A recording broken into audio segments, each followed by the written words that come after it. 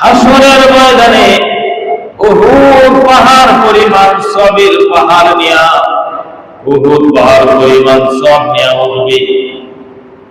কিন্তু ওই ব্যক্তির কাছে এরকম ভাবে ওই ব্যক্তির কাছে এত অর্থ সম্পদ, এত পানাদার থাকবে, পানাদারের কাতার এত লম্বা হবে, এত লম্বা হবে,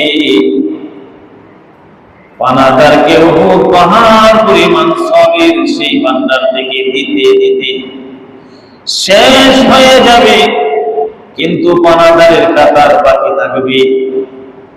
নবীজি বলেন অবশেষে ওই পানাদারদের গুনাহগুলো ওই ব্যক্তির গায়ে চাপিয়ে দেওয়া হবে। ওই ব্যক্তি হলো সবচাইতে বড় গরীব, সবচাইতে বড় গরীব হলো ওই ব্যক্তি। আমরা তো মনে করি অর্থ না থাকলেই গরীব, ইসলাম বলতেছে গরীব হলো সেই ব্যক্তি দোকান থেকে মাল আনছে আর কোনদিন এই দোকানের পাশ দিয়েও যায় না, এমুকের কাছ থেকে টাকা আনছে, বন্ধুর থেকে টাকা আনছে, খুশির থেকে অর্থ আনলো, এটা আর দিল। এই ব্যক্তিটা হাসরের ময়দানে সবচাইতে বেশি গরীব হবে। মানুষের সম্পদ নষ্ট করেছেন, মানুষের অর্থ, মানুষের পানাটা আপনি দেন নাই। নবীজি বলেছেন আপনি সবচাইতে গরীব, আপনি সবচাইতে গরীব হবেন। একজনের অর্থ আমি মেরে খেয়ে ফেললাম, কয়দিনের দুনিয়া, কয়দিনের বাঁচবেন, কয়দিন আমি বাঁচবো, কয়দিন আমি যে মানুষেরটা খেয়ে ফেললাম আমি বাঁচবো, কয়দিন, কয়দিন আমার হায়াত আছে।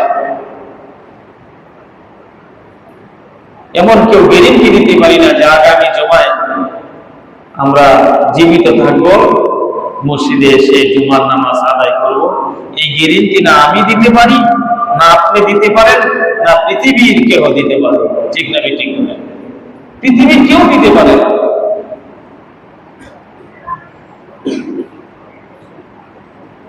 মানুষের অর্থ আত্মসাৎ করে সম্পদ করেছেন, বিল্ডিং করেছেন, মনে রাখবেন এই সম্পদ আর বিল্ডিং আপনার সাথে দিয়ে দেওয়া হবে না। এই সম্পদ আপনার সাথে যাবে না, এই বিল্ডিং আপনার সাথে যাবে না, এই ব্যাংকের টাকা আপনার সাথে যাবে না। আপনার সন্তান এটার গুনাহ বহন করবে না। কবরের মধ্যে যাওয়ার পরে আমি মানুষের টাকা আত্মসাৎ করেছি, সাজা শাস্তি হিসাব আমার থেকে আল্লাহ নেবেন। ঠিক না ঠিক? কিসের জন্য মানুষের টাকা, মানুষের অর্থ নষ্ট করলাম, মানুষের দিয়া কাজ করাইলাম, অর্থ দিলাম না, মানুষের থেকে একটা কিছু ক্রয় করলাম, সেটার অর্থটা আমি দিলাম না। আমি তো জানি, আমি ব্যক্তিগতভাবে আমি তো জানি আমি তার মাল নষ্ট করেছি, আমি তো ব্যক্তিগতভাবে জানি আমি কাঠটা খেয়েছি, কে আমার কাছে পানা সেটা তো আমি জানি। জানা সত্ত্বেও আমি যদি না দেই, হুজুরে পাক বলেন সবচাইতে গরীব একদিন আমার হওয়া লাগবে। আমার মতো গরীব আর কেউ থাকবে না। সবচেয়ে বড় গরীব যে হবে সেই লোকটা হবো আমি। আপনি আমার চেয়ে অনেক ধনী মানুষ, আপনি আমার চেয়ে অনেক শক্তিশালী, আপনি আমার চেয়ে অনেক দাপটওয়ালা মানুষ, কবরের বাসিন্দা হয়ে গেছে। একবার করে যদি চিন্তা করতাম আমি একদিন মরে যাব। শুধু মানুষের অর্থ নষ্ট করাই শুধু মানুষের হক না, বন্দর হকের ভিতরে একটা মানুষকে আপনি কথাটা আস্তে বললে কষ্ট পাইতো না, আওয়াজটা বড় করে কোরআনের কাছে বলার কারণে বন্দা কষ্ট পেয়েছে, এটাও বন্দার হক নষ্ট হয়েছে। এই কারণে সারা জীবনের নেক আমল আপনার এরকম ভাবে ওই ব্যক্তিকে দিয়ে হলেও হাসরের ময়দান থেকে আপনার মাপ চাওয়া লাগবে, আপনার মুক্তি পাওয়া লাগবে।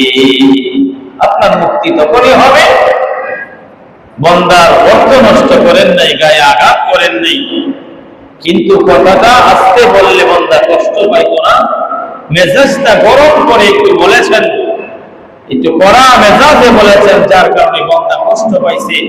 আজকে তুমি ধনী বলে আমি গরিব বলে, তুমি শক্তিশালী বলে আমি দুর্বল বলে আমাকে এইভাবে বলতে পারলা। এই যে মনের ভিতরে কষ্ট, এই কষ্টটা কত বড় গুনাহ জানেন? কত বড় গুনাহ। মানুষের মনের মধ্যে আঘাত দেওয়া, আল্লাহর ঘর 7 বার ভাঙা, এর চেয়ে আরো বড় গুনাহ। আল্লাহর ঘর কানায় কাবা একবার ভাঙলেন, যদি আপনি আমি ভাঙতে যাই তাম পৃথিবী এটার বিরোধিতা করবে। হিন্দু, খ্রিস্টান, বৌদ্ধ যা আছে সবাই বলবে, কেন মুসলমানদের আল্লাহর ঘরে কাবা শরীফের মধ্যে ওই ব্যক্তিরা আঘাত করলো, এটার বিচার আমরাও চাই। ঠিক না বেঠিক বলেন? সবাই একমত হয়ে যাবে।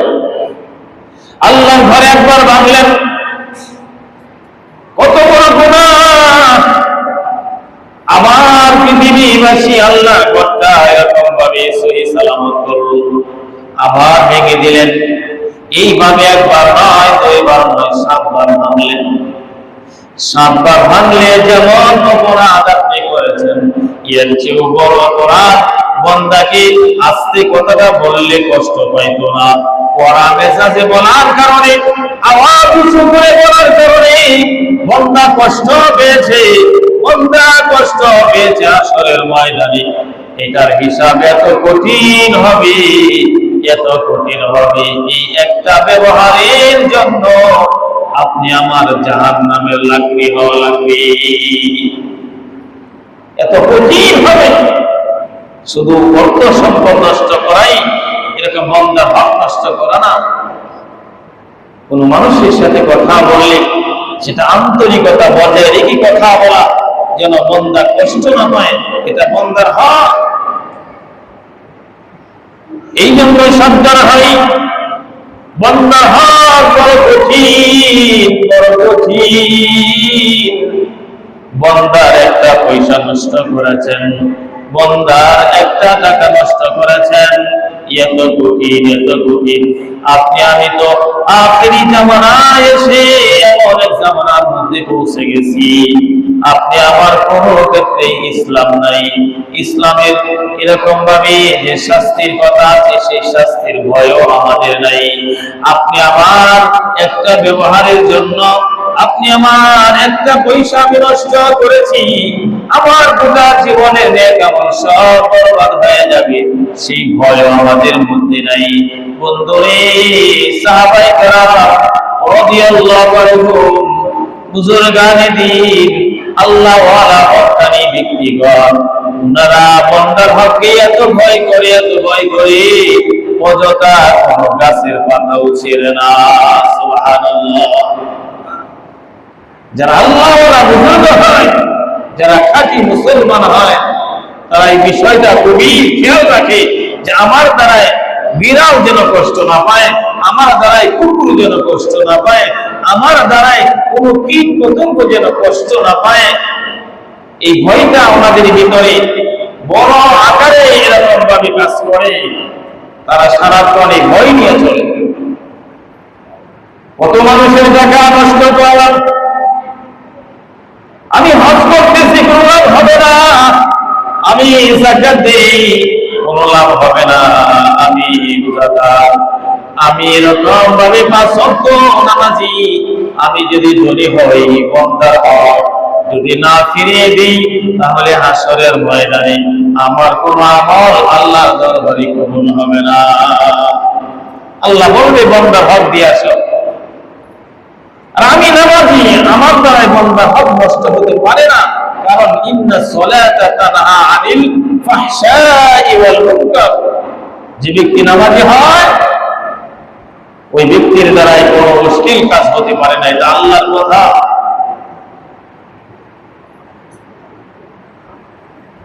বান্দার হক নিয়ে এত ভয় করেছেন, বান্দার হক নিয়ে এত ভয় করার মতো জিনিস। একজন কিশোর নৌকার মধ্যে উঠেছে, নাম তার সৈয়দ আবু সালেহ মুসা জঙ্গি রহমাতুল্লাহ আলাইহি। কিশোর মানুষ, আল্লাহর ভয় আপনি আমার ভিতরে কতটুকু থাকা দরকার, আর আগেকার মুসলমানদের ভিতরে আল্লাহর ভয় কতটুকু ছিল। সৈয়দ আবু সালেহ মুসা জঙ্গি রহমাতুল্লাহ আলাইহি কিশোর বয়সে উনি নৌকার মধ্যে উঠছেন। নৌকার মধ্যে উঠার পরে মাছ দরিয়ায় যখন গেছে, মধ্যখানে যখন গেছে, এমন ক্ষুধা লাগছে, সাথে কোনো খাবার নাই, পেটের ভিতরে এমন ক্ষুধা, খাবার পাবে কোথায়? হঠাৎ থেকে একটা ফল ভেসে আসতেছে।